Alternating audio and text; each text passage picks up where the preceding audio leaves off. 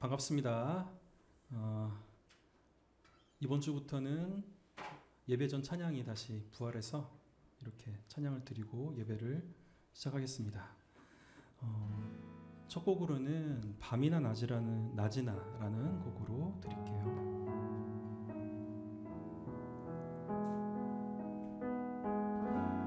나의 소망 되신 주를 바라봅니다. 다시 오실 나의 왕 예수, 주를 기다립니다. 나의 소망 되신 나의 소망 되신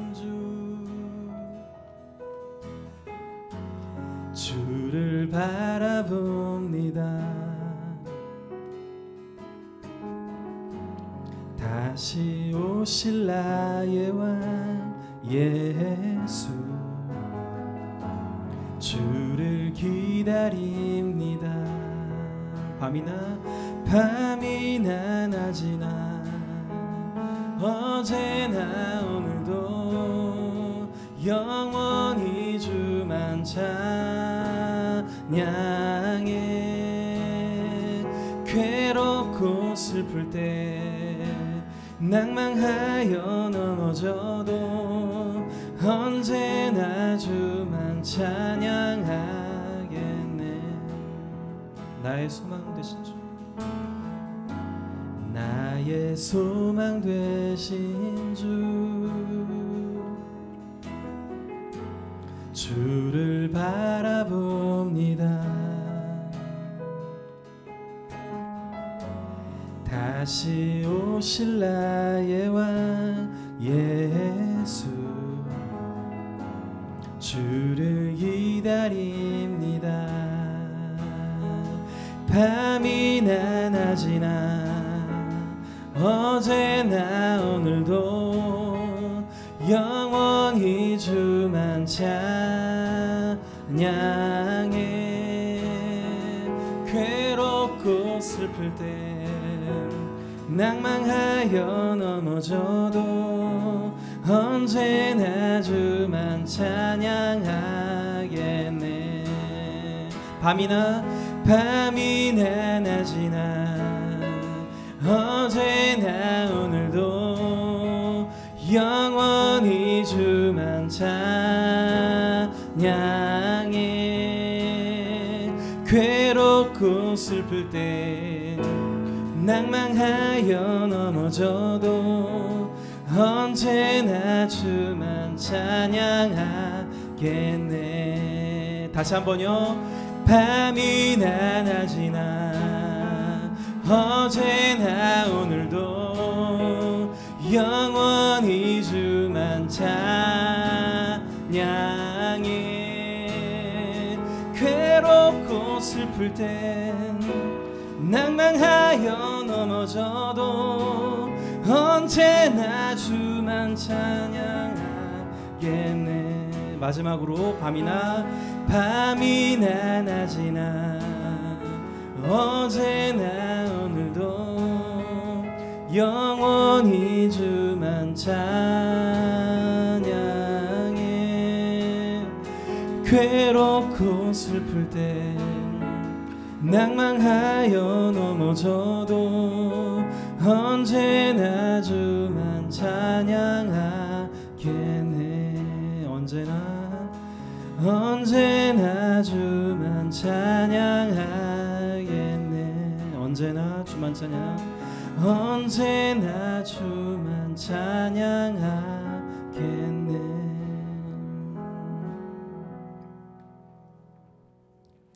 네, 평소에 늘 하던 찬양을 안 하고 있다 보니까 그 찬양이 참 소중했구나라는 것들 또 새롭게 코로나 때문에 알게 된 또 하나의 어떤 사실이 아닐까 싶습니다. 그래서 가만히 생각해보면 참 감사한 일, 하늘 앞에 감사할 일이 참 많은 것 같아요. 그래서 이 찬양 같이 드리고 싶습니다. 감사해라는 찬양입니다.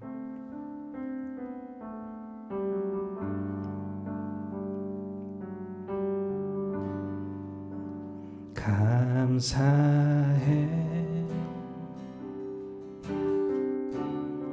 시험이 닥쳐올 때 주께서 인도하시니 두려움 없네. 또 감사해 고통이 찾아올 때 주께서 지켜주시니 승리하리라.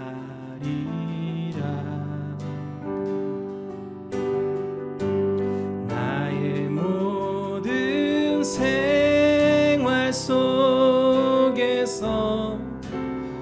주님이 함께 하시니 주님의 성령 나를 인도하시리. 시험이 나를 찾아올 때 주님 지켜주시리.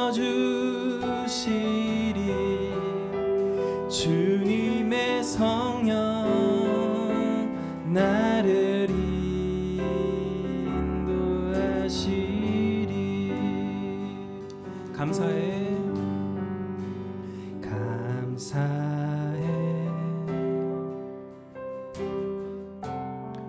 시험이 닥쳐올 때에 주께서 인도하시니 두려움 없네.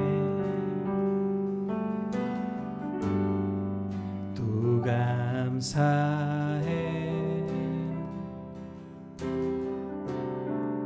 고통이 찾아올 때에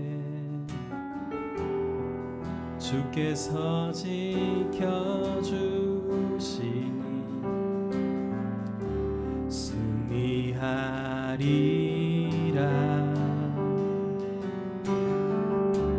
나의 모든 생활 속에서 주님이 함께 하시니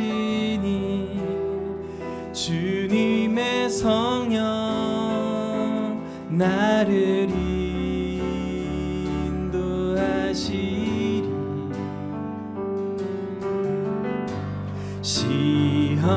시험이 나를 찾아올 때 주님 지켜주시리.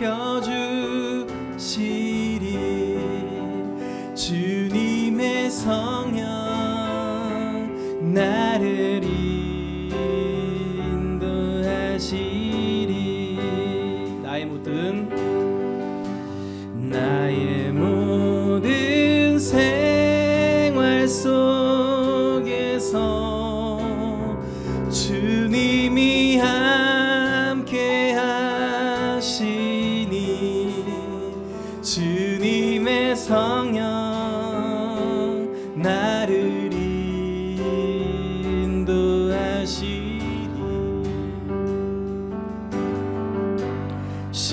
시험이 나를 찾아올 때 주님 지켜주시리.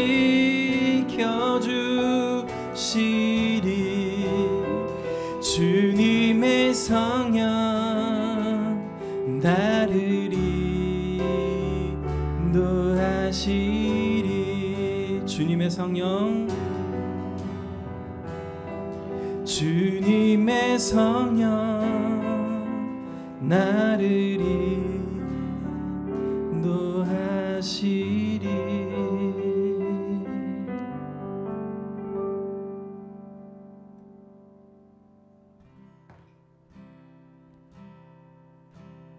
하나님이 날 참 사랑하시네. 하나님이 날 참 사랑하시네. 하나님이 날 참 사랑하시네. 하나님이 날 참 사랑하시네. 하나님이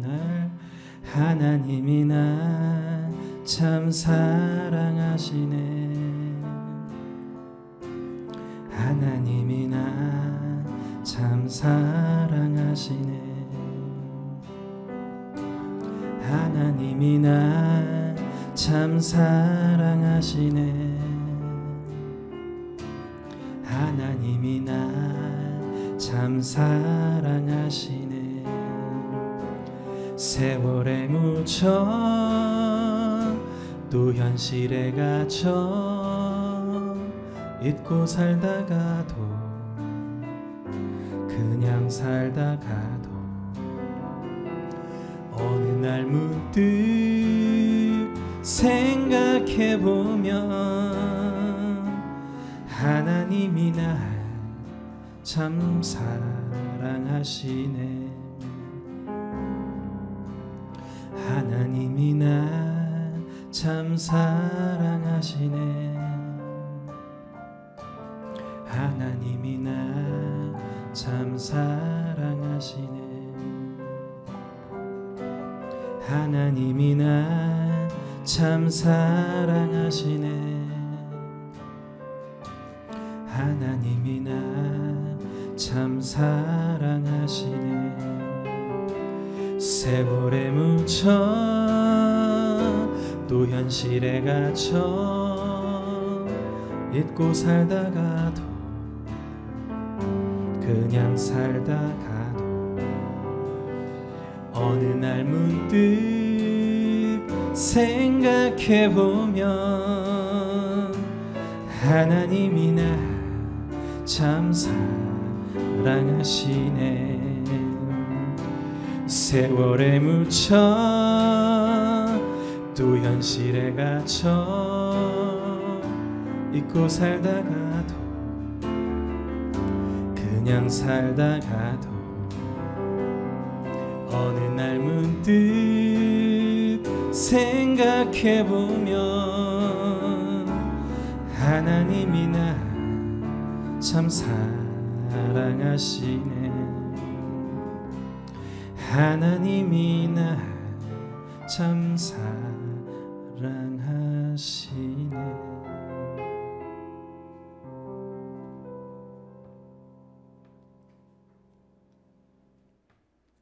네, 잠시 기도하는 시간 갖겠습니다.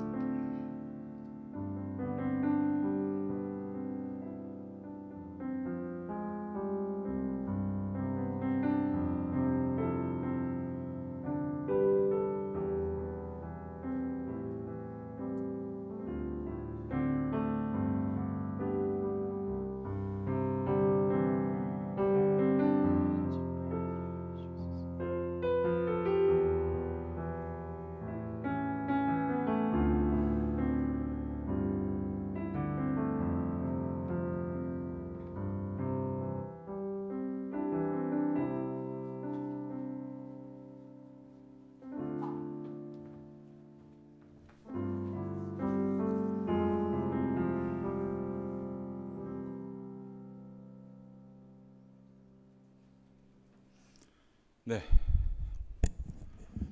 지금부터 한국기독교장로회 벙커원교회 주일 예배 하나님께 봉헌하겠습니다. 먼저 묵상하면서 마음의 문을 열겠습니다.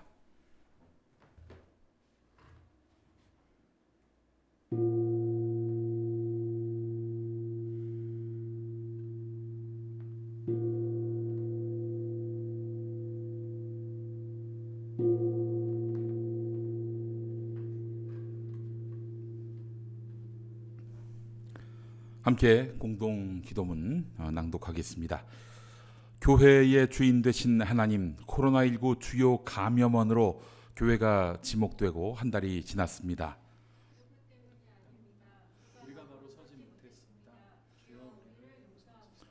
예배의 주인 되신 하나님, 흔하고 당연하며 관성의 다름 아니었던 예배의 가치를 알게 됐습니다.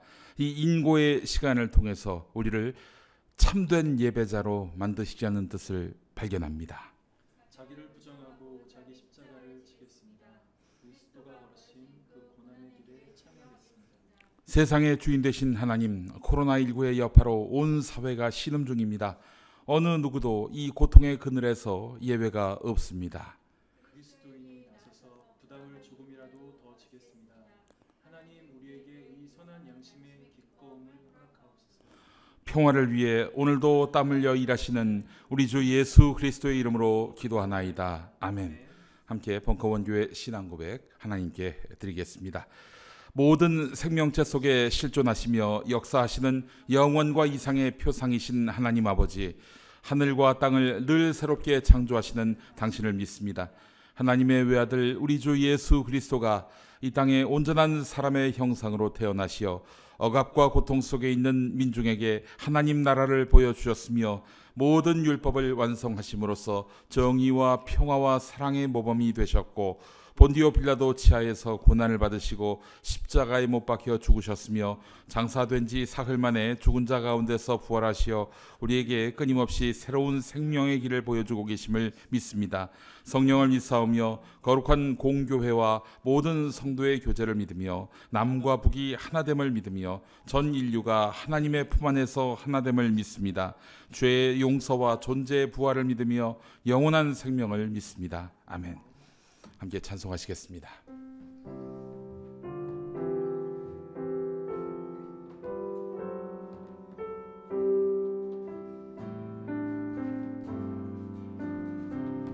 내 기도하는 그 시간, 그때가 가장 즐겁다.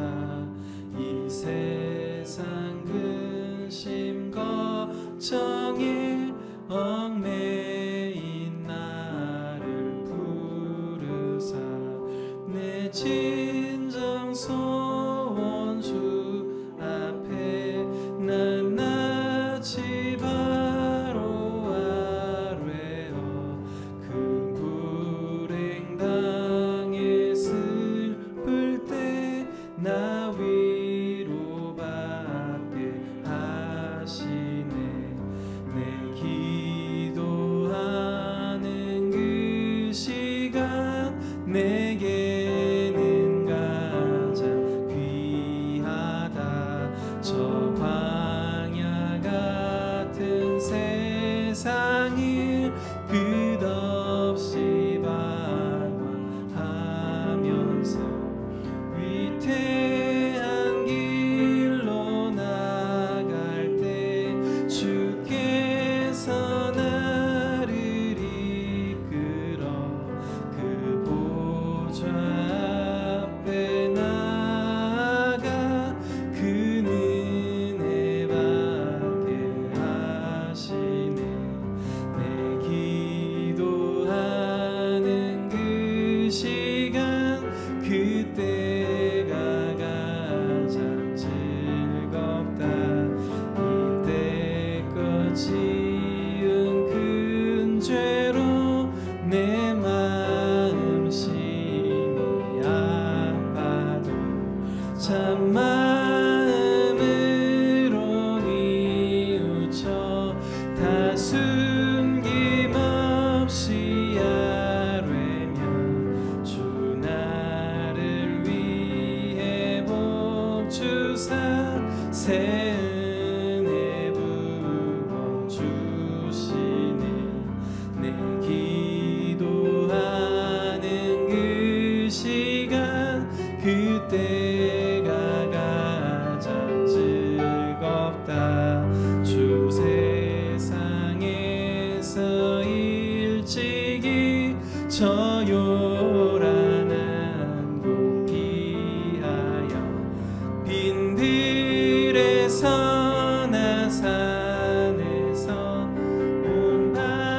성을 세워 지내사 기도로 근본을 보여주셔.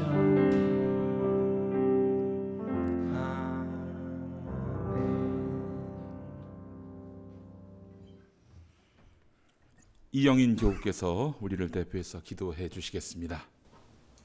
항상 우리와 함께 하시는 하나님 아버지, 오늘도 본컴 교회 교우들이 온라인 예배를 당신께 드리게 하심을 진심으로 감사드립니다. 현재 한국은 코로나19 위기 때문에 모든 사람들이 힘들어하고 있습니다. 그런데 이럴 때일수록 교회가 더 모범을 보여서 코로나19 사태가 하루빨리 종식되도록 힘써야 함에도 불구하고 일부 교회 및 목사들은 왜곡과 거짓 선동으로 불씨를 조장해 방역 활동을 무력화하는 등 국민의 삶과 생명을 위협하며 그러지 않아도 고통스러운 서민들의 삶을 더욱 힘들게 하는 크나큰 죄악을 저지르고 있습니다.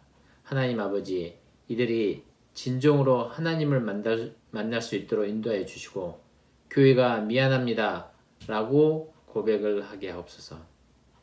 하나님 아버지, 우리 본고원 교회와 평화나무는 한국교회 개혁 및 갱신을 위해서 열심히 활동하고 있습니다.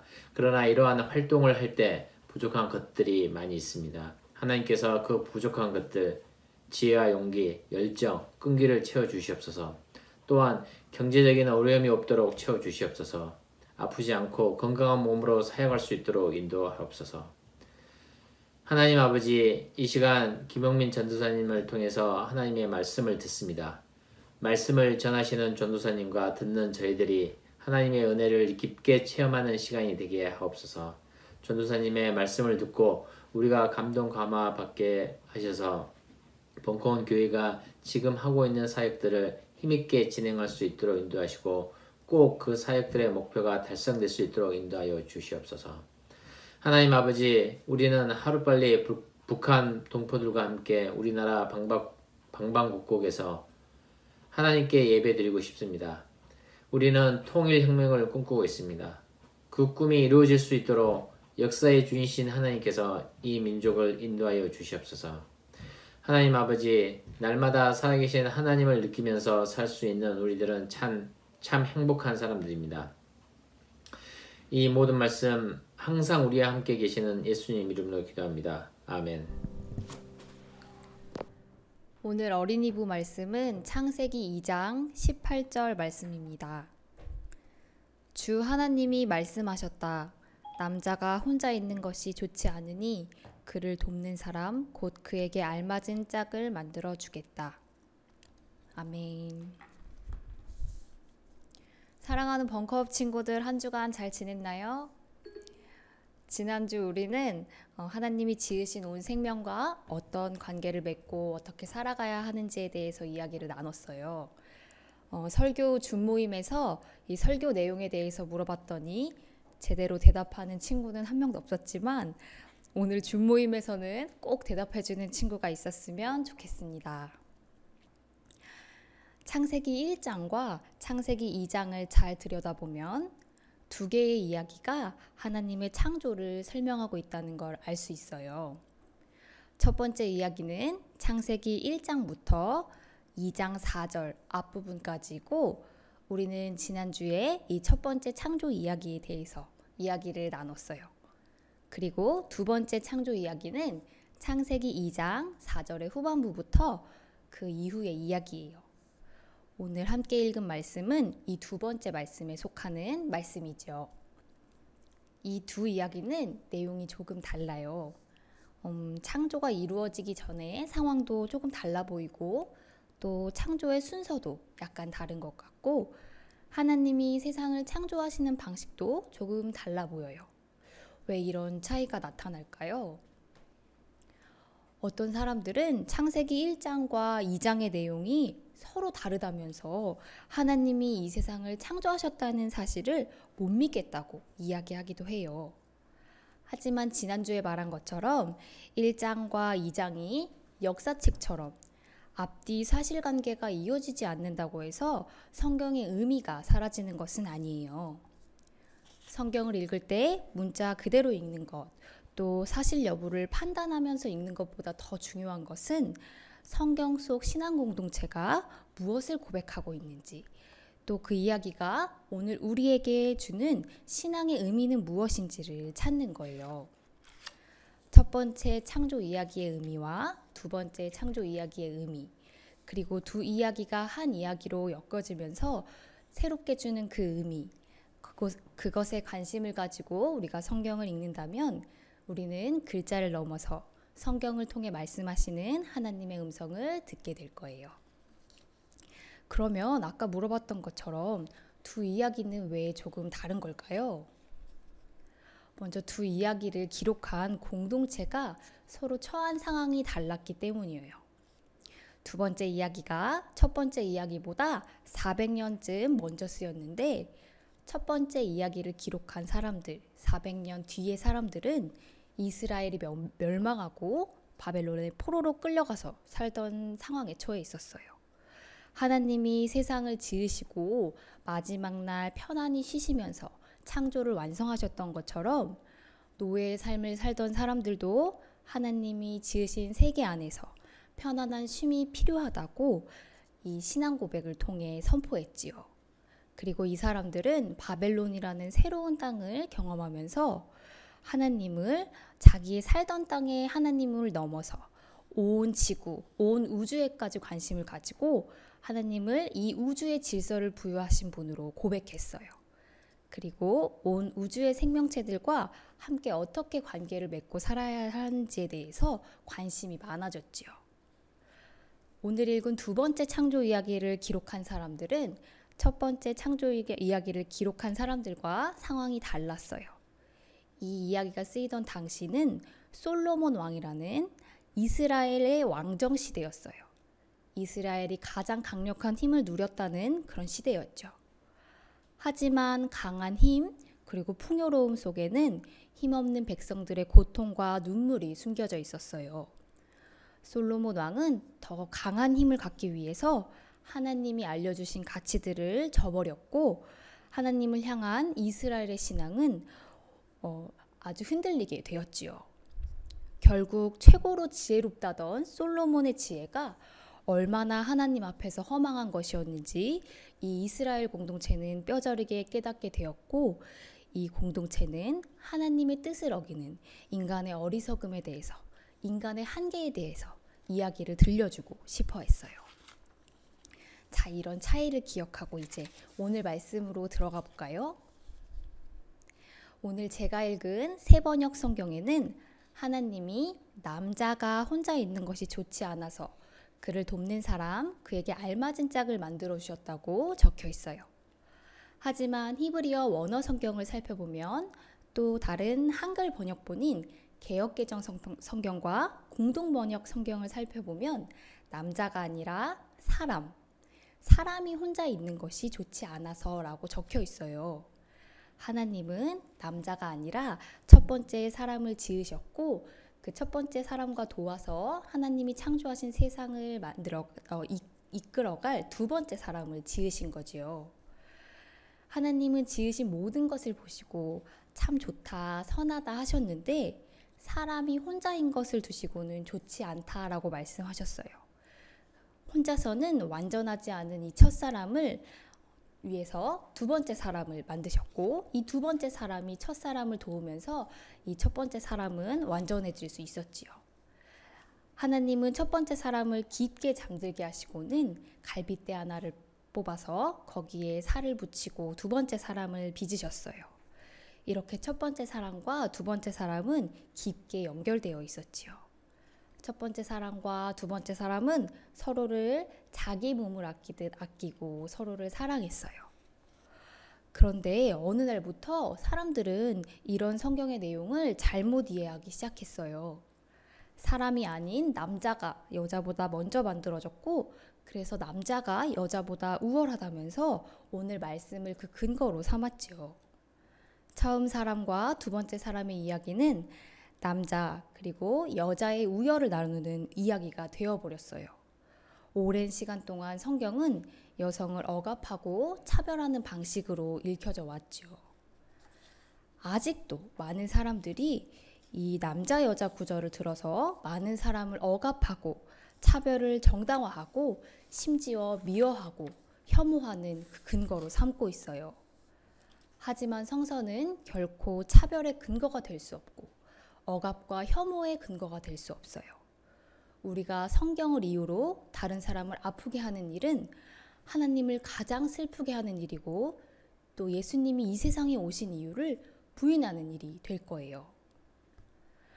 오늘 성경은 우리에게 남자와 여자의 우열을 알려주는 구절이 아니라 사람이란 서로 깊이 연결된 존재다라는 걸 알려주고 있어요.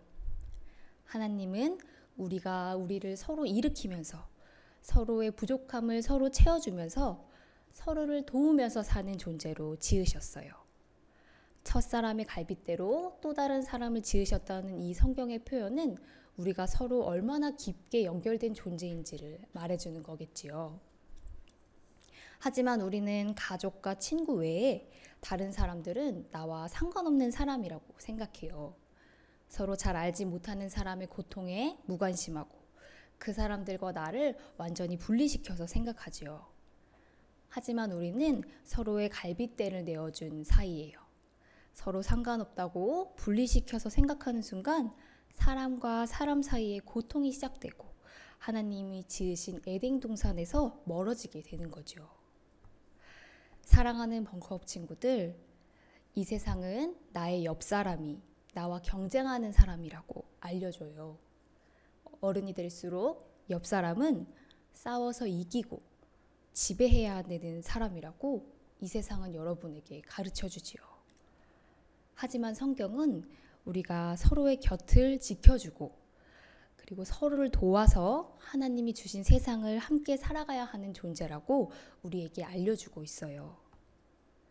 앞으로 옆 사람을 어떻게 보고 살아갈지는 우리 친구들이 결정하게 되겠지요.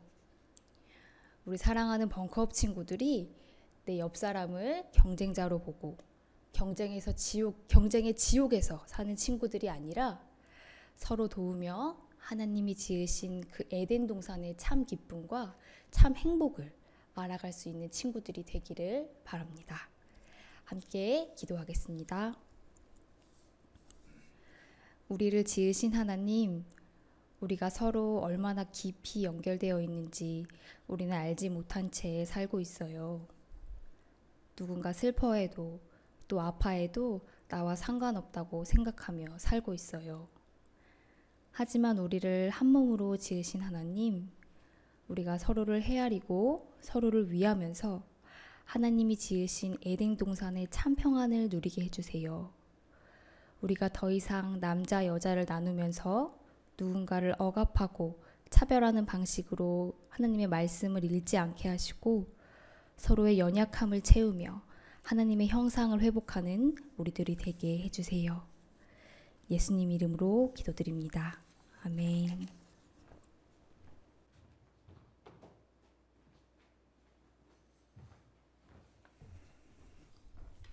네, 이어지는 말씀은 시편 121편 1절에서 8절까지입니다.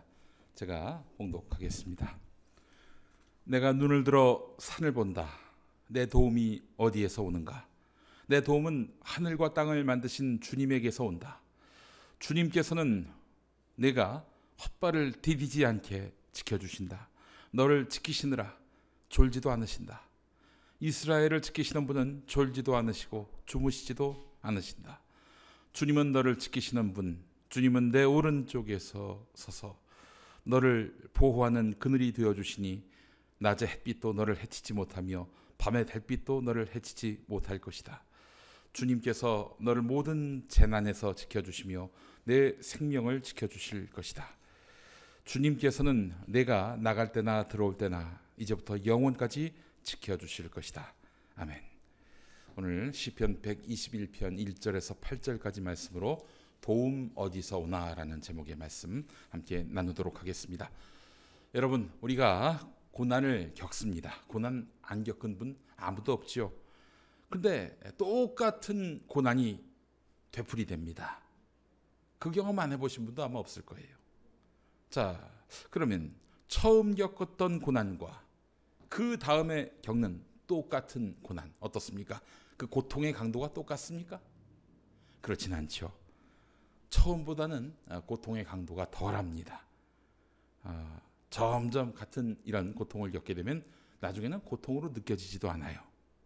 제가 예전에 노동조합 활동을 열심히 하다가 2003년 초에 구조조정 당하고 나서 전 직장이 됐겠죠. 전 직장 사장으로부터 고소를 당했습니다. 그래서 검찰에 불려나가게 됐어요. 노조 활동하면서 얼마나 사장을 약 올렸는지 제가 생각해도 혼날 만도 했습니다만은, 네. 그래도 저는 잘렸거든요. 그래도 잘린 사람한테 고소까지 했어요. 근데 검찰로부터 나오라고 통보를 받고 난생 처음 피의자로 불려 나갈 상황인데 얼마나 떨리던지요. 한 며칠 동안 잠도 못 자고 밥도 잘 안 들어갔습니다. 달달 떨었습니다. 자, 그런데 말이죠. 그 뒤로도 다른 사건이었습니다만 수도 없이 고소 고발을 당했습니다. 2013년 1월에 박근혜 대통령 당선자를 비방했다고 당시 여당 새누리당 대표로부터 고발을 당했어요. 제가. 그래서 서울중앙지검에 불려나갔습니다. 그때 말이죠. 당당했어요. 왜 당당했냐? 정권 초고 또 검사들이 그래서 다음 대통령한테 잘 보이기 위해서 당시 가장 하여튼 눈에 가시였던 낙곰수 멤버 한 명을 처벌하면은 굉장히 득이 될 상황이었거든요. 결국 이제 먹잇감이 될 상황이었음에도 불구하고 저는 아주 당당했습니다. 왜냐? 너무나 많은 고소 고발을 당해가지고 전혀 마음에 요동이 없었어요. 귀찮았습니다, 사실. 그리고 나서 2014년 초쯤이었나요? 그때도 역시 박근혜 당시 대통령을 두고 제가 트위터에다가 애비나 딸이나 이렇게 한마디 썼는데 이걸 갖고 그 엄마 부대 주옥순 씨가 저를 고발했어요. 검사가 또 연락이 왔습니다. 이번엔 수원지검이었는데 나오래요. 그래서 아니 애비나 딸이나 그 한마디 썼다고 나를 부릅니까? 안 나갑니다. 이랬어요. 검사가 황당해 하더라고요. 아니 나오라면 나와야지 안 나온다고? 거의 이런 식이었어요. 그래서 제가 그랬어요. 그래요. 나 그 자리에 앉혀놓고 조사를 하려면은 나를 체포하든지 구속영장을 발부받아서 이렇게 나를 부르든지 그렇게 하라고 했어요. 그랬더니 검사가 답답해서 아니 나는 당신을 소환할 권한이 있다 이렇게 얘기를 하더라고요. 그래서 제가 그랬어요. 나는 소환에 거부할 권리가 있다. 아니 지금 생각해보면 대체 무슨 깡으로 그랬는지 저 스스로도 이해가 되지 않습니다. 네, 이게 말이죠. 정말 수도 없이 이런 고소고발이란 흉한 일을 당하면요 사람이 아주 맷집이 세집니다. 예, 어딜 나가도 누굴 만나도 마음의 동요가 전혀 없게 돼요. 예, 왜 그럴까요? 말씀드린 대로 수도 없이 고소고발을 당했기 때문입니다. 지금은 어떻겠습니까? 제가 평화나무 이사장으로서 아주 자주 불려나가도 전혀 눈 하나 깜짝하지 않습니다. 예. 고소고발로 해서 저에게 겁주려는 사람이 있다면 좀 안타까운 일입니다. 예. 정말 통탄할 일이에요. 예. 세상 물정을 몰라도 이렇게 모르나 싶은 생각이 들 정도입니다. 자, 그렇습니다. 경험했기 때문입니다. 경험했기 때문인 거예요. 여기 불려나가면은 무슨 일이 벌어지는지를 다 알아요. 두려움이라고 하는 것은 앞날에 대한 불확실성 때문에 생기는 겁니다. 공포라고 하는 것은 앞날에 대한 불확실성 때문에 그런 것입니다. 생기는 것입니다. 처음 가는 길이 생소하지만 2번, 3번 가보세요. 그렇지 않습니다. 그래서 고난을 겪은 사람들, 수도 없이 겪은 사람들을 보면은 아주 너무나 딱 떨어지는 그런 보편적 공통점이 있습니다. 느긋하고 담대합니다. 느긋하고 담대해요. 그래서 고난을 겪을 때마다 힘겨워하시는 분들께 제가 위로하는 말씀으로 이런 이야기를 합니다. 고난은 아무짝에도 쓸모없는 게 아닙니다. 나를 공포의 늪에서 헤어나오게 해주는 구원의 생명줄과 같은 것이다. 그렇기 때문에 이런 고난에 대해서 힘들어 하지만은 말아라 이런 얘기를 합니다. 여러분 보십시오. 어르신들 느긋한 거 보세요. 다 이유가 있습니다. 산전수전을 다 겪었으니까 그분들에게는 인생이 그렇게 무겁지가 않아요. 근데 여러분, 여러분이 느끼고 있는 공포는 혹시 부당합니까? 아니면 정당합니까? 미국의 정치학자인 더글러스 러미스라는 사람의 책이 있습니다. 책 제목이 좀 길어요. 경제 성장이 안 되면 우리는 풍요롭지 못할 것인가 이건데요. 이 책은 경쟁 사회를 떠받치고 있는 것이 바로 공포다. 공포다. 이렇게 말합니다. 열심히 일하지 않으면 가난뱅이로 전락할지 모른다는 두려움. 지금 돈을 많이 벌어놓지 않으면 노후가 비참할 것이라는 두려움. 저축을 해놓지 않으면 언젠가 아플 때 치료를 받지 못할 것이라는 두려움. 네, 이런 공포야말로 경쟁 사회의 원동력이 되고 있다라는 진단을 담고 있습니다. 여러분, 이런 얘기 많이 들어보셨을 겁니다. 화로 운반차에 메기를 한 마리 풀어놓으면 내내 물고기들이 메기를 피하느라, 메기한테 먹히지 않으려고 피해 다니다가 도착할 때쯤 되면은 싱싱한 채로 도착해 있다는 겁니다. 그렇습니다. 그 공포로 싱싱함을 유지하는 메커니즘이죠. 네, 이게 메기를 피해 다니는 물고기의 이야기이기만 했으면 얼마나 좋겠습니다만 우리 국민들도 그렇게 지배당하고 있는 상태입니다. 우리가 물고기입니까? 비단 메기에게 먹히지 않아도 공포만으로도 사람은 죽을 수 있습니다. 이런 실화가 있습니다. 어떤 사람이 실수해서 냉동열차에 갇혔어요. 이 사람은 그 속에서 미친 듯이 문을 두드리면서 열어달라 이러면서 목청 터지게 외쳤어요. 나 여기 갇혔다. 나를 구해달라. 그런데 그 소리가 밖으로 나갈 턱이 있겠습니까?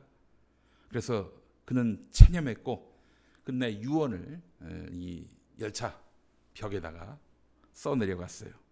나중에 냉동열차 문이 열렸습니다. 그는 시신이 된 채로 발견됐습니다. 자살했을까요? 아니었습니다. 산소가 부족해서 그것도 아니었습니다. 그렇다면 얼어 죽었겠군요. 아닙니다. 아닙니다. 그 냉동열차는 고장이 나서 이미 2달 동안 냉동기를 돌릴 수 없는 상태였어요. 그러니까 가만히 언젠가 문이 열리겠지 이러면서 낙관을 하고 긍정적인 마인드를 갖고 기다리기만 했더라면 그는 살았을 수도 있을 거예요. 그러나 그는 나는 여기서 갇혀가지고 얼어 죽고 있다 이런 공포심에 끝내 죽고 말았습니다. 그래요. 추워서 얼어붙어서 죽은 게 아니라 공포심에 죽어버리고 만 거예요. 공포는 그래서, 두려움은 그래서 살인적입니다. 우리가 사는 세상에서 겪는 스트레스의 팔알은 아마 이런 하지 않아도 될, 또 할 필요가 없는 공포가 아닐까 하는 생각을 해봅니다. 요즘 시기에는 코로나19에 감염되는 것은 아닌가가 아마 가장 큰 걱정거리라 하겠죠. 한동안 저도 재채기를 해도 혹시 이런 생각에 겁을 먹었습니다. 많은 분들이 그러셨을 거예요. 그렇죠? 물론 코로나19에 대한 경각심은 매우 필요합니다. 필요한 시점이에요. 항상 주목해야 합니다. 항상 세심하게 대비해야 합니다. 그러나 이 공포에 사로잡혀서 이게 병적인 근심이 돼서는 안 되는 겁니다. 대인기피증에 결벽증까지 걸린 분들이 있다고 이야기를 들었습니다. 이건 과합니다. 손소독 자주 하고 항상 마스크 착용하고 그리고 방역 당국의 지침을 잘 따르면 되는 것입니다. 쓸데없는 걱정 따위라는 제목의 책이 있습니다. 일본의 실험 심리학자인 시마자키 칸이 쓴 건데요. 여기 나온 것을 읽어보겠습니다. 실제로는 거의 위험하지 않은데 지나치게 걱정하면 정신적으로 힘들어집니다. 요컨대 걱정의 정도는 실제 확률에서 거의 벗어나지 않아야 바람직합니다. 걱정되는 게 있다면 꼭 숫자로 바꿔보시기 바랍니다. 꼭 숫자로 바꿔보시기 바랍니다. 지금까지 걱정했던 것보다 별일이 아닐 수 있습니다. 여러분, 코로나 걸려서 죽을 확률, 치사율이 2%라고 하죠. 그렇다면 우리의 공포는 한 2%면 돼요.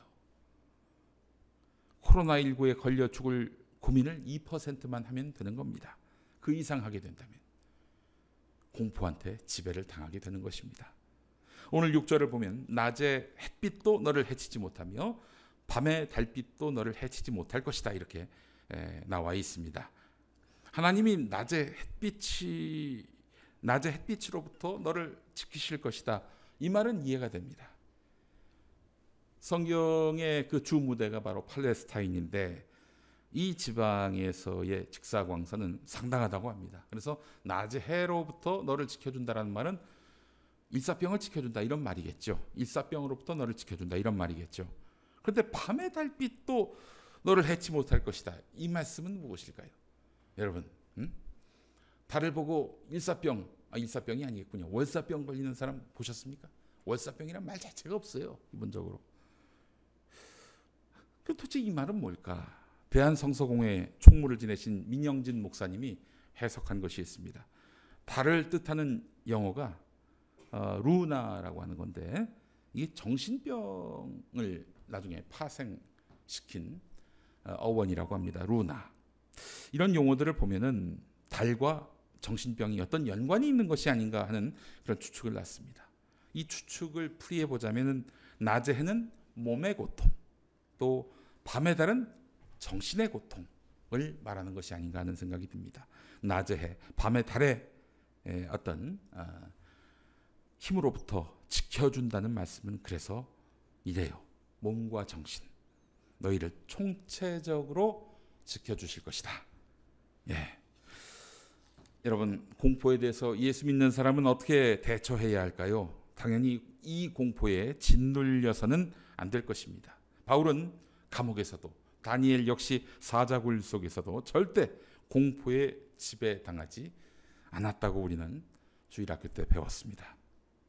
공포에 지배당해서는 안 되는 이유는요, 각자의 정서적 안정을 위해서 필요하겠죠. 그러나 그보다 더 중요한 것은 인간을 공포에 겁먹게 하고는, 그렇게 인간을 공포에 겁먹게 하고는 이런 인간들로 하여금 자기가 원하는 대로 행동하도록 만드는 권력, 이 나쁜 권력을 이기기 위해서라도 필요한 것입니다. 지금 얼빠진 일부 기독교인은 문재인 정부가 코로나19를 이유로 해서 그렇게 하고 있다라고 말합니다. 이 문재인 대통령이 자기가 원하는 대로 국민들을 행동하도록 지금 방역을 핑계로 국민의 기본권과 종교의 자유를 억압하고 있다, 이렇게 얘기하고 있는데 그렇지 않죠. 방역은 문재인 대통령만 좋은 겁니까? 우리 공동체 구성원 모두에게 좋은 것입니다. 감옥에 있는 전광훈 목사에게도 좋은 겁니다. 그렇잖아요. 이건 공익입니다. 방역은. 착각하면 안 됩니다. 위험하니까 위험하다고 하는 거 아닙니까? 그렇지 않아요? 여러분, 독립운동, 민주화운동을 위해 싸운 분들, 이분들은 일제와 독재는 말할 것도 없고 일제와 독재가 내뿜은 그런 공포로부터 자유로웠던 분들입니다. 그 공포를 이긴 분들입니다. 자, 그렇다면 우리는 어떻게 공포로부터 이길 수 있을 것인가? 바로 그 힘이, 공포를 이길 힘이 주님으로부터 온다는 점을 믿어야 하는 것입니다. 함께 따라 하시겠습니다. 공포를 이길 힘, 하나님께 나온다. 아멘. 예. 1절과 2절을 보겠습니다. 내가 눈을 들어 산을 본다. 내 도움이 어디서 오는가? 내 도움은 하늘과 땅을 만드신 주님에게서 온다. 내가 여기 서 있고 또 앞으로 나를 지탱하게 하는 것은 무엇일까? 바로 주님입니다. 주님이에요. 당연한 말씀이 아닌가 하지만요, 우리는 일상 속에서 주님으로 인해 지탱됩니까? 주님 그 이름만으로도 내가 지탱돼요? 대부분 내 학벌, 내 경력, 내 직함, 내 재산, 이런 걸로 지탱하죠. 안 그렇습니까? 그래요. 세상에서 가장 우둔한 사람은 자기 자랑으로 자기가 서 있다고 생각하는 사람입니다. 근데 위기가 닥치면, 당장 죽을 병에 걸리면 그 무슨 학벌, 경력, 직함, 재산이 무슨 소용이 있어요? 무슨 가치가 있어요? 그게 나를 공포에서 구원해 줍니까? 평소 나의 자랑을 긍지로 알았던 사람들, 나에 대한 자부심, 자존감 이런 거를 나의 뭐 학벌, 경력, 직함, 재산, 또 자식들 뭐 이런 걸로 지탱하시는 분들 정신 차려야 합니다. 그건 유한한 거예요. 자, 그러면 이제 우리가 통상 주님께 의지해야 한다. 어려울 때 주님께 의지해야 한다. 머릿속으로는 그렇게 생각을 하죠. 어떡합니까? 주님께 어떻게 의지해요? 우둔한 기독교인은 하나님 대신 목사를 찾습니다. 하나님이 눈에 보이지 않으니까, 눈앞에 보이지 않으니까 눈에 보이는 목사를 찾게 돼요. 그 목사가 하나님 앞에 바로 선 사람이라면 모를까? 어찌 모든 목사가 다 그럴 수 있겠습니까? 모든 목사가 어찌 다 하나님 앞에 바로 설 수 있겠어요? 개 중에는 후루꾸 대신에 좋은 말이 뭐가 있죠? 예, 대신에는 가짜 말고 진짜만 있는 건 아니잖아요. 예? 구약 시대 이스라엘 백성도 그랬습니다. 진짜 예언자 외에는 하나님이 그 모습을 드러내지 않았습니다. 자, 그러니까 이 백성들이 하나님의 모습을 찾고자 예언자를 찾아가는데 하필 가짜 예언자들을 주로 찾아갑니다. 왜냐? 돈만 주면 달달한 이야기를 해주니까. 그러면 가짜 예언자 어떤 식으로 호객하느냐? 내가 하나님하고 친하다. 내가 하나님께 얼마나 친하냐면 하나님 까불면 나한테 죽는다. 이런 말도 하는 관계다라고 떠벌립니다. 자기 입으로 나오는 말이 하나님의 말이니 그리하려고도 해요. 예, 거짓말인 거죠. 그렇습니다. 구약 시대에도 하나님과 아무 상관이 없는 가짜 예언자에게 속아 넘어가던 사람들이 너무나 많았습니다. 단언컨대 하나님은 누군가를 거쳐서 소통하지 않으십니다. 우리와 여러분 개개인과 직접 소통이 가능한 분입니다. 그게 바로 개혁된 그리스도교, 즉 개신교의 정신입니다. 여러분 모든 것을 다 하시는 하나님께 어려움을 토로하시기 바랍니다. 그 하나님께 자랑 못하잖아요. 그렇죠? 우리가 사람들 앞에서 자랑하는 건 다 이게 부풀려진 거 그거지 않습니까? 예? 자랑해봤자 그 자랑이 얼마나 부풀렸는지 다 아시는 하나님, 우리의 민낯을 다 아시는 하나님 앞에서는 우리가 진술해질 수밖에 없어요. 나를 포장할 필요가 없는 그분 앞에서 철저히 무릎을 꿇으시기 바랍니다. 그러면 하나님이 나와 일체화가 돼요. 그리고 나의 모든 주권과 권능을 하나님이 대신 행사하십니다.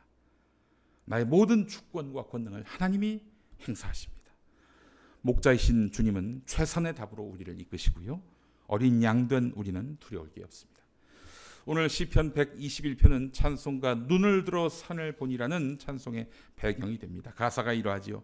눈을 들어 산을 보니 도움 어디서 오나 천지 지은 주 여호와 나를 도와주시네. 너의 발이 실족지 않게 주가 끼어 지키며 택한 백성 항상 지켜 길이 보호하시네. 네, 이 가사가 아주 뭐 무슨 불조심 포스터 표 같은 그런 느낌이 있습니다. 근데 요즘에는 이제 복음성가의 가사로도 많이 쓰이는데요. 여러분 잘 아시는 찬양 하나님은 너를 지키시는 자의 가사이기도 합니다. 함께 불러봤으면 좋겠습니다. 예.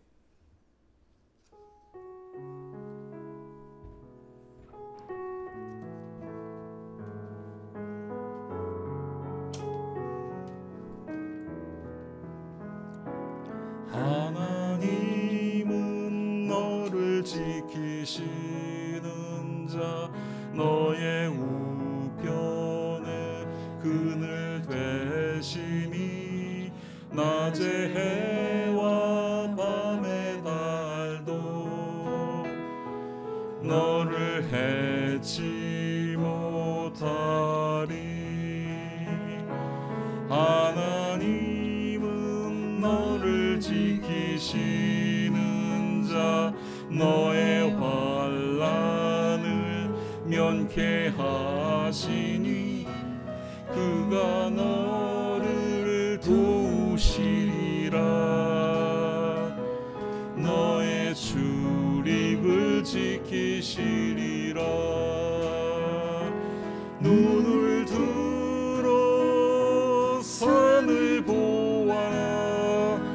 너의 도움 어디서 오나 천지 지으신 너를 만드신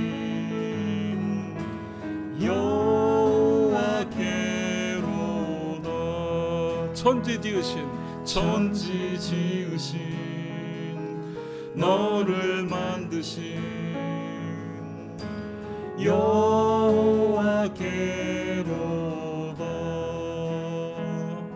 아멘. 아멘. 여러분 얼마나 위로가 됩니까? 얼마나 평안이 됩니까?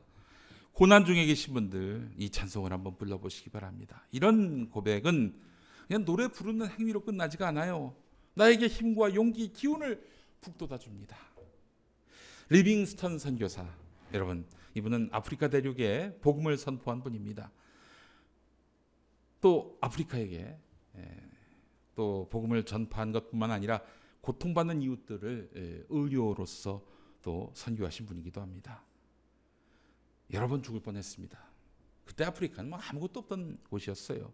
사자에게 물리고 거머리에게 뜯기면서도 변변한 약품이 없어가지고 그때 죽을 고비를 넘겼던 거예요. 열병과 이질에 걸리면 그거 어떻게 해결합니까? 그냥 사경을 헤매면서 아이고 데려가시려나? 이렇게 한숨만 쉬던 시간이었죠. 그런데 리빙스턴은 한 번도 아프리카 선교를 포기한 적이 없습니다. 그곳에서 전생을 바치다시피 했어요. 리빙스턴은 어떻게 이 고난을 견딜 수 있었을까요? 이 고난을 당연히 짊어져야 할 십자가로 생각했던 것입니다.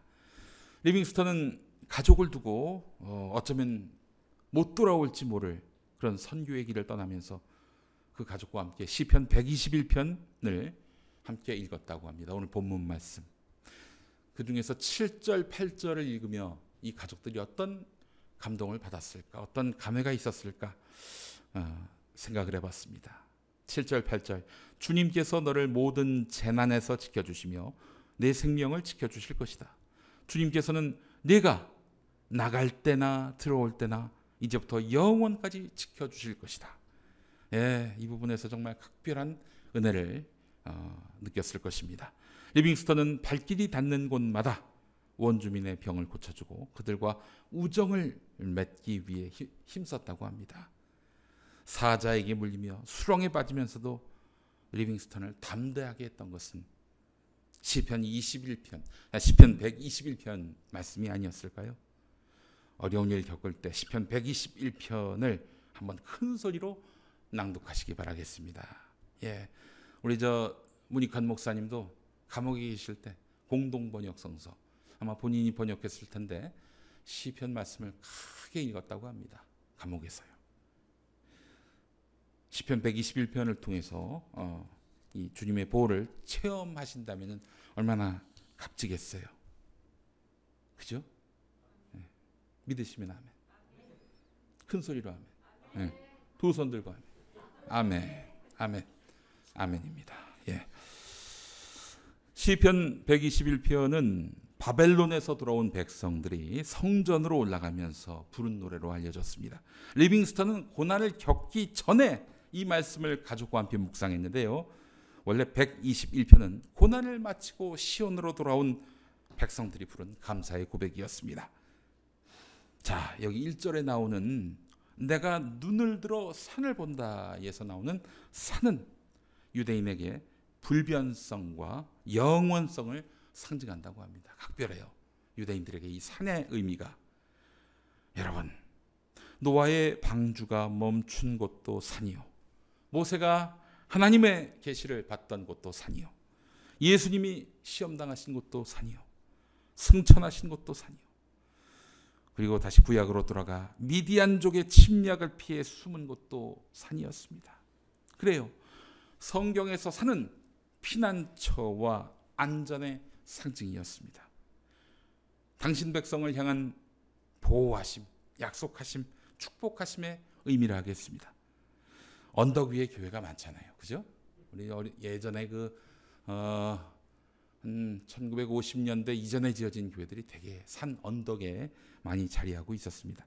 혹시 뭐 그런 맥락인지 아닌지는 뭐 제가 확인을 못 해봤습니다만, 우리가 폐회송 때 부르는 산 밑으로도요, 사실 마태복음 17장의 변화산 사건을 배경으로 하잖아요. 예.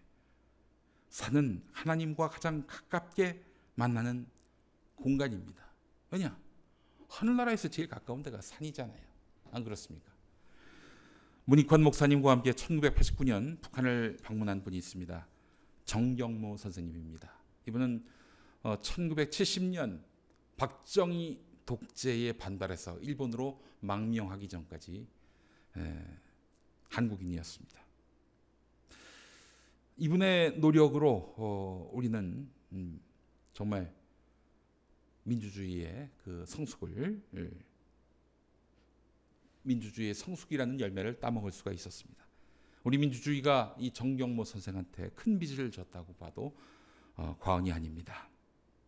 그가 몸은 조국을 떠났지만은 항상 모든 시선과 관심은 조국에 있었습니다. 특히 1987년 6월 항쟁 당시 기억하시죠? 명동 성당을 본거지로 해서 항쟁을 총지휘하던 김승훈 신부님, 함세웅 신부님, 그리고 문익환 목사님을 생각하면서 시편 121편 말씀을 마음속에 해서 계속 되뇌었다고 합니다. 눈을 들어 산을 보니 도움 어디서 오나, 도움 어디서 오나, 네, 도움 어디서 오나, 여기에 밑줄이 그어졌어요. 정경모 선생님도 그리스도인이었습니다. 도움 어디서 오나, 왜 여기에 마음이 갔느냐? 여러분, 1980년 5.18 광주 민중항쟁 당시 미국은 한국의 민중을 배반하고 결국 전두환의 손을 들어줬죠. 광주에 대한 무자비한 유혈 진압을 허용을 해줬습니다. 미국이요. 그래서 정경모 선생은 이랬던 미국인 만큼 아마 6월 항쟁도 5.18식으로 전두환이 무자비하게 진압하려 할 것이다라고 걱정을 했습니다. 그렇죠. 그렇죠. 전두환 편을 들어줄 확률이 대단히 높았습니다. 그래서 미국이 저러는데 이 한국의 민주주의 도움이 어디서 오나, 이런 생각을 했다는 거예요. 그런데 어떻게 됐습니까? 비록 그해 겨울 직선제 대통령 선거에 과실은 전두환 친구가 가로챘지만 하나님은 이 나라 민중의 승리로 6월 항쟁을 귀결하게 만드셨습니다. 실제 전두환이가 그 쿠데타가 아니라 이제 계엄령 선포를 계획했었거든요. 제2의 광주 학살을 획책했던 겁니다. 참 위대해요. 저는 이 나라 민주주의가요. 어느 순간 저는 이런 굳은 믿음을 갖게 됐습니다. 백성 다수의 선한 마음이 모이면 하나님은 반드시 그 뜻을 이루신다. 아니, 백성 다수의 선한 마음은 곧 하나님이 주신 마음이다. 곧 하나님이다. 이런 생각이 드는 거예요. 그러니까 저는 하나님이 천지를 창조하신 분이며 이 세상 삼라만상을 주관하시는 분이라고 믿습니다만, 다수 백성의 선한 뜻이기도 하지 않겠는가 생각을 합니다. 백성의 선한 뜻, 다수 백성의 선한 뜻이 바로 하나님이란 얘기입니다. 그래서 교회는 세상과 담싸우면 안 됩니다. 골방에서 기도만 해서는 안 돼요. 교회의 이 재산과 규모가 커지는 거, 여기에 만족해서는 안 됩니다. 사회정의를 불필요하게 여기면 안 되는 거예요. 다수 백성의 선한 뜻이 무엇인지 항상 관심을 갖고 그 뜻을 결집시키는데 힘써야 하는 것입니다. 그렇게 해서 주님이 기뻐하시는 세상을 만들어야 하는 것입니다. 그렇다면 교회는 어떻게 해야 되겠어요? 세상 속에서 뒹굴어야 합니다. 세상과 벽을 쌓는 것이 아니라 세상 속에서 뒹굴어야 하는 거예요. 다수 백성의 선한 뜻이 곧 하나님이라고 여러분 믿으십니까? 믿으시다면 우리는 하나님 뜻에 반대하는 자들과 맞서야 합니다. 약탈적인 장사치, 폭력적인 칼잡이, 악랄한 먹물들과 맞서야 합니다. 그들은 결단코 다수 백성의 선한 뜻이 모이는 것을 바라지 않습니다. 자기들의 기득권이 공고해지고 더욱 공고해지기를 바라는 자들입니다. 그래서 백성들끼리 서로 싸우게 만들어요. 그리고 끊임없이 공포와 혐오를 부추깁니다. 자기 말에 고분고분하지 않으면 나쁜 사람으로 낙인 찍으려고 해요. 그들이 돈이 있다고, 누구를 죄인으로 만들 수 있다고, 누구를 나쁜 사람으로 낙인 찍는다고. 이 자들의 그 장단에 맞추지 않으면은 뭐 잘못될 것 같습니까? 왠지 불이익 볼 것 같습니까? 따당할 것 같습니까? 그렇게 공포 마케팅으로 먹고 사는 이 사탄들을 우리는 맞서 싸워야 합니다. 이들이 만들어 놓은 판을 뒤집어 버려야 되는 거예요. 눌리지 말아야 합니다. 자기 권력을 굳건히 하는 자들, 자기 기득권을 굳건히 하는 자들에 맞서서 우리는 다수 백성의 선한 뜻을 모아서 세상을 정의롭게, 평화롭게, 그리고 생명이 넘쳐나는 세상으로 만들어야 하는 것입니다. 그들에게 눌린다면, 눈치 보게 된다면, 굴복한다면 그건 사탄과 타협하는 것입니다. 하나님이 우리와 함께 계신다는 것은, 낮의 해와 밤의 달이 우리를 상하지 않게 하신다는 것은, 그건 뭐 그래 주시면 고맙지 뭐. 뭐 보험 드는 셈 치지 뭐 교회 다니는 거. 여러분, 아닙니다. 하나님이 우리와 함께 계셔서 우리의 도움이 되신다라는 것은 우리의 신념이 되어야 합니다. 우리가 그거 하나 믿고 나아가야 되는 거예요. 그럴 때 정말 하나님은 나의 도움이 될 것입니다. 또한 공포를 만들어내는 주체가 불의임을 알고, 하나님의 귀한 피조물을 고통스럽게 하는 것이 불의임을 알고, 내가 뭐 잘못한 게 있어서 고통을 겪는 거라고 말하는 그 불의를 제대로 간파하고 이 불의에 당당히 맞서는 마음을 가져야 합니다. 그것이 바로 하나님만이 나의 유일한 도움이다라고 믿는 믿음의 발로인 것입니다. 불이익을 감수하더라도 바른 말하고 바른 행동해야 되겠죠. 그것이 여러분, 그리스도인이 공포로부터 벗어나는 법입니다.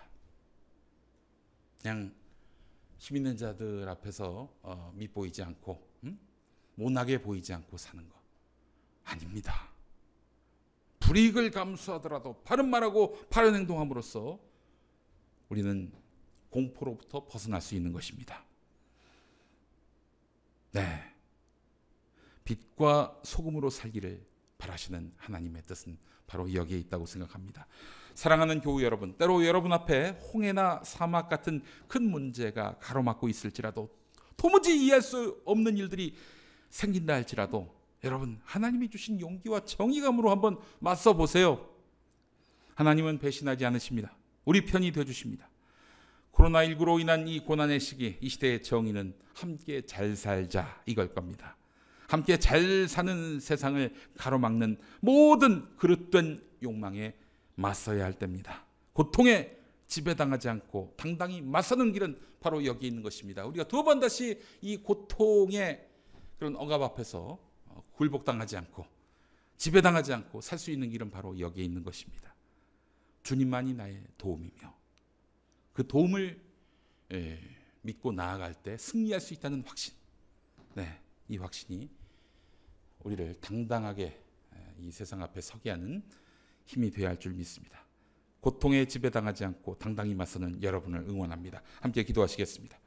살아계신 하나님 아버지, 연약한 저희를 택하셔서 당신의 자녀로 삼아주시고 당신을 아버지로 부를 수 있는 은총을 허락해 주시니 감사합니다. 우리들 마음에 주님의 복된 자녀가 된 기쁨과 감격이 사라지지 않게 하시고 항상 주님의 사랑과 은혜 안에 거하는 삶이 되게 하여 주옵소서. 늘 우리를 도우시는 주님, 세상의 분주함과 화려함에 현혹되어 또 세상의 온갖 힘에 굴복되어 하나님의 음성을 듣지 못하고 나의 도움 되심을 잊어버리고 사는 그런 어리빠진 어리석은 자가 되지 않도록 만들어주시고 늘 주님의 말씀에 민감하게 반응하며 주님 말씀에 늘 순종하는 거룩한 자녀로 살게 하여 주옵소서. 다수 백성의 선한 마음 속에서 일하시는 당신의 에너지를 온몸으로 느끼며 살게 해주시고 이 세대를 주관하고 역사하시는 당신의 손길, 숨결을 잊지 않게 하옵소서. 속히 코로나19를 이겨내 공동체가 복원되고 하나님의 역사가 생동하게 하옵소서. 우리 주 예수 그리스도의 이름으로 기도합니다. 아멘. 네.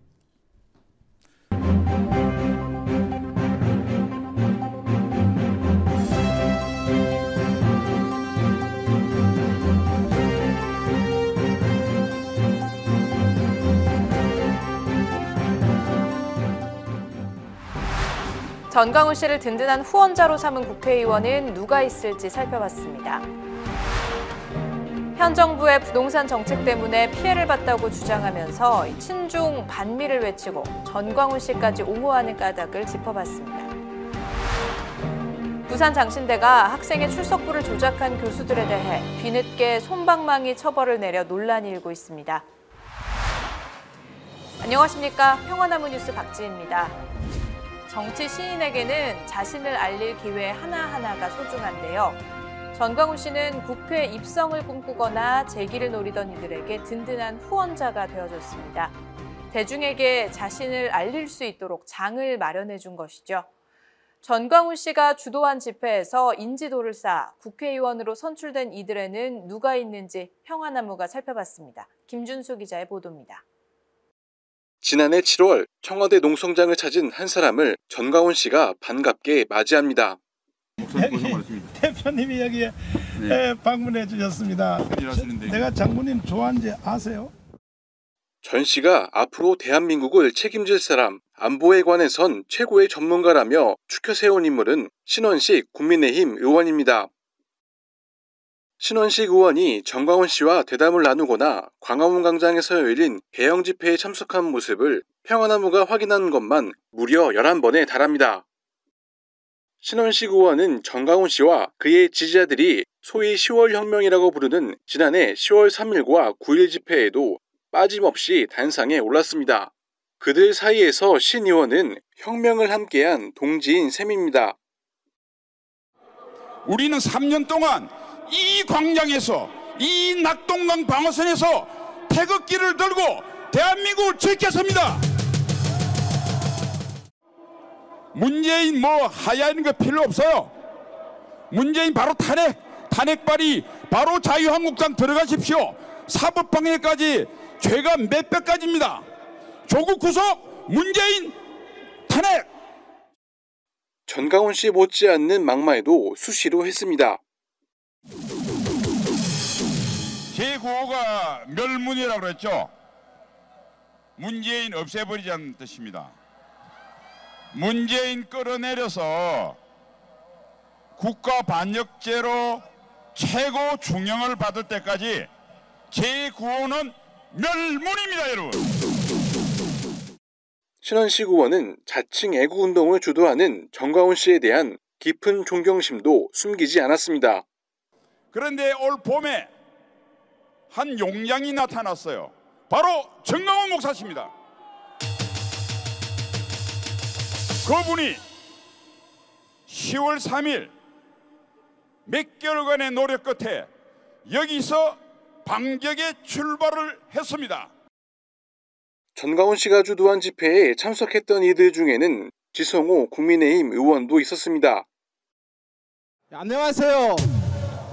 함경북도 회령시가 고향인 대한민국 국민 지성호입니다. 그 문재인 정권이 그 행태를 보면서 더는 눈을 감고 얼굴을 돌리고 살 수가 없기에 오늘 이 자리에 용기 내서 왔습니다. 재기를 노리던 김기현 국민의힘 의원도 지난해 11월 30일 문재인 퇴진 국민대회의 모습을 드러냈습니다.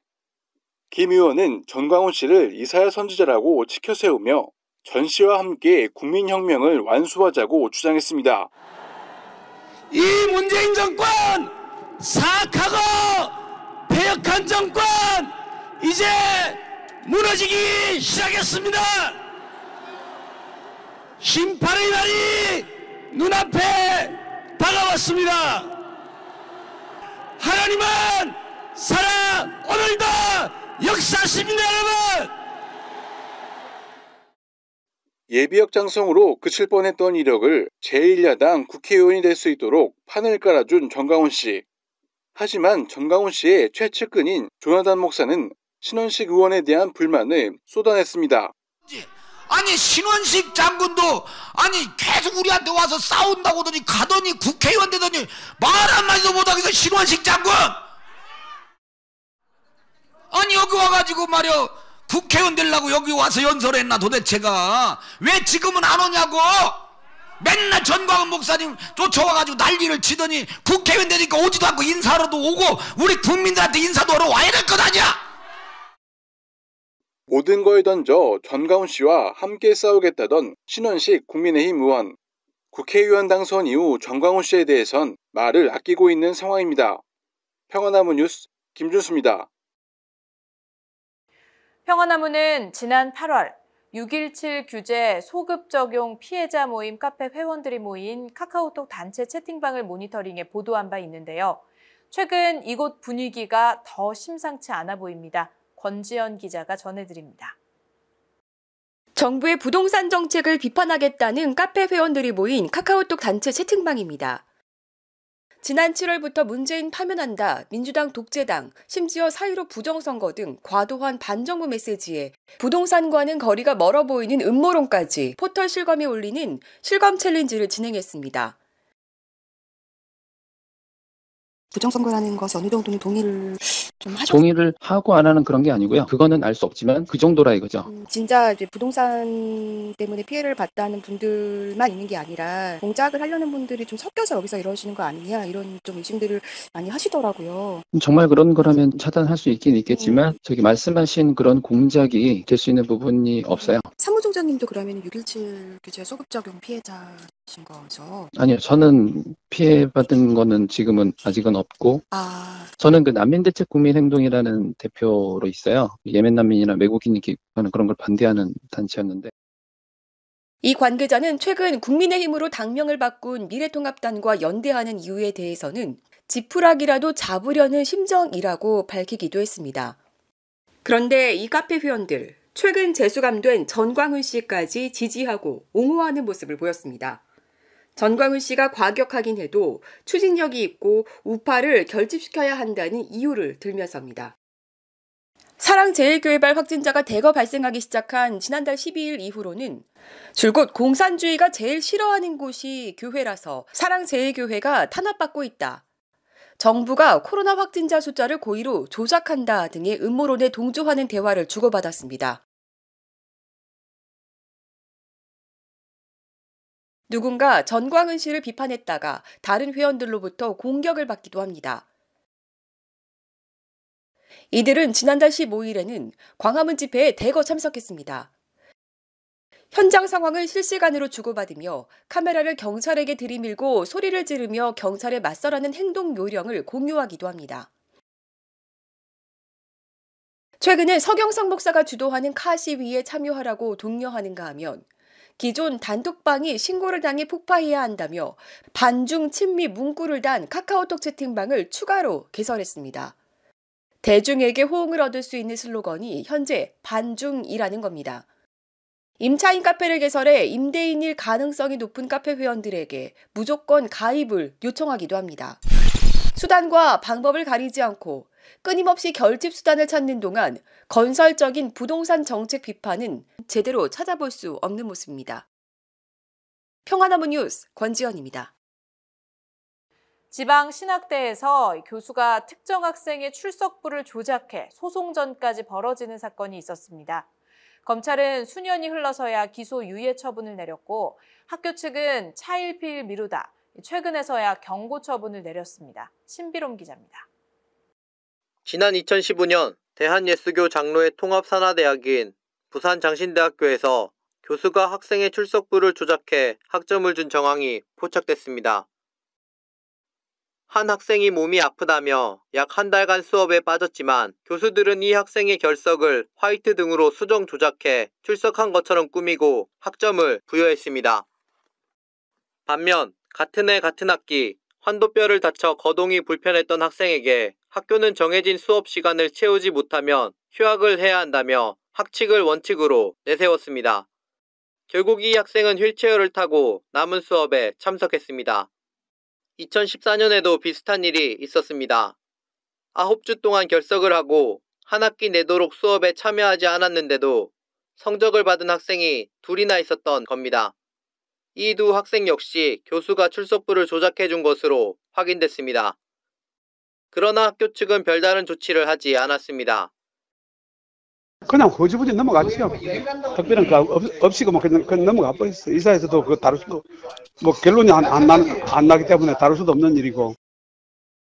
이는 결국 수사로 이어졌지만 관련자 중 교수 5명만이 기소유예 처분을 받았습니다. 대부분 피의 사실이 인정되나 초범 인정, 금전이 오간 사실이 확인되지 않는다는 이유로 이와 같은 처분이 내려졌습니다. 그럼에도 학교가 아무런 반응이 없자 결국 교육부의 민원까지 접수됐습니다. 학교 측은 그제야 기소유예 교원들에게 경고 처분을 내렸고 해당 학생에 대해 학점을 취소할 예정이라고 밝혔습니다. 그러나 아직 교육부에 공식적으로 보고된 건 아니기 때문에 확정된 건 아니라고 말했습니다. 한편 출석부 조작 관련 입장을 듣고자 조작에 가담한 교수와 학교에 연락을 했으나 답변은 들을 수 없었습니다. 우리 교무처장님이 그걸 잘 아실 거예요. 공식적인 입장은 그렇게 듣는 게 나을 것 같아요. 그리고 현재로서는 다르게 이야기할 건 없으시다고 하시거든요. 특히 안 하시겠다고. 아무런 답변을 하지 않는 학교로 인해 학생들의 혼란은 깊어져만 갑니다. 평화나무 뉴스 신비롬입니다. 단신입니다. 평화나무가 16일 전광훈 사랑제일교회 상대 손해배상 청구 소송에 참여한 공동소송인단을 위한 온라인 설명회를 장위 전통시장 상인회 사무실에서 열었습니다. 길희봉 상인회장과 신기정 평화나무 사무총장은 유튜브 생방송을 통해 서류 제출 방법과 향후 일정 등을 자세히 설명했습니다. 평화나무는 21일 장위동의 현장 접수 창구를 운영하는 등 소송 준비에 박차를 가할 예정입니다. 벙커원 교회가 함께한 사랑제일교회 인근 소상공인 손해배상 청구 소송 지원 모금액이 총 1,871만 원으로 집계됐습니다. 함께 해주신 조우 여러분께 진심으로 감사드립니다. 평화나무에서 동력할 촬영, 송출, 편집 PD를 찾습니다. 지원하실 분은 평화나무로 연락 주십시오. 벙커원 교회가 지난 2월 23일부터 31주 동안 비대면 온라인 예배를 지속했습니다. 생활 속 거리 두기와 방역 수칙을 지켜주시기 바랍니다. 지난주 교회비 모금액입니다. 수개월 동안 비대면 예배가 지속되면서 대면 예배를 강행하겠다는 목사들이 언론의 포화를 맞기도 했습니다. 몸이 멀어지니 마음도 멀어지는 건 아닌지 서운하고 답답하기만 한 마음도 일면 이해합니다.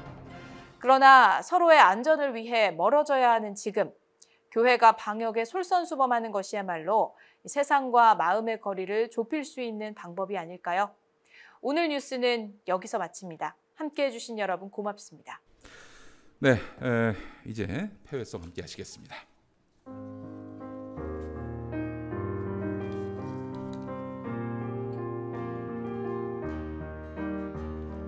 산 밑으로 내려가자 산 밑으로 내려가자 주의 발길 따라서 산 밑으로 내려가자 우리 힘은 작지만 아주 작지만 주께서 쓰실 때는 크게 쓰시리 산 밑으로 내려가자 산 밑으로 내려가자 주의 발길 따라서 산 밑으로 내려가자. 서로를 위한 축복의 선언 함께 하시겠습니다.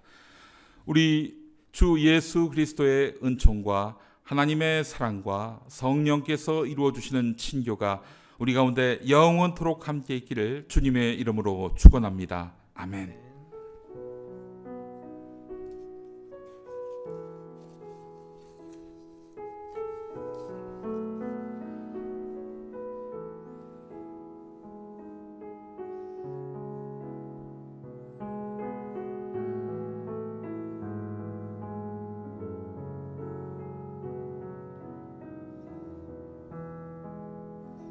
네, 졸지도 않으시고 주무시지도 않으시고 오른쪽에 서서 우리를 보호하는 그늘이 되어주시는 그런 주님을 느끼고 또한 소망하고 또한 위로를 받는 한 주간 되시길 바라겠습니다.